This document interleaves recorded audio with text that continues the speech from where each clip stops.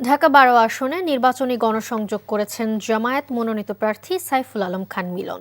সকালে রাজধানীর মধুবাগ মাঠে এই গণসংযোগের আয়োজন করে হাতিরঝিল থানা জামায়াত ইসলামী।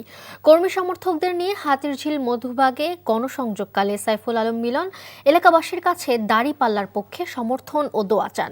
বলেন, রক্তের বিনিময়ে আসা এই নির্বাচনকে অবাধ ও সুষ্ঠু করতে সবাইকে কাজ করতে হবে। নির্বাচন কমিশনের আচরণ বিধিমালার প্রতি সম্মান রেখে পূর্ব নির্ধারিত সমাবেশ না করে গণসংযোগ করেন ঢাকা-12 আসনের জামায়াত মনোনীত প্রার্থী।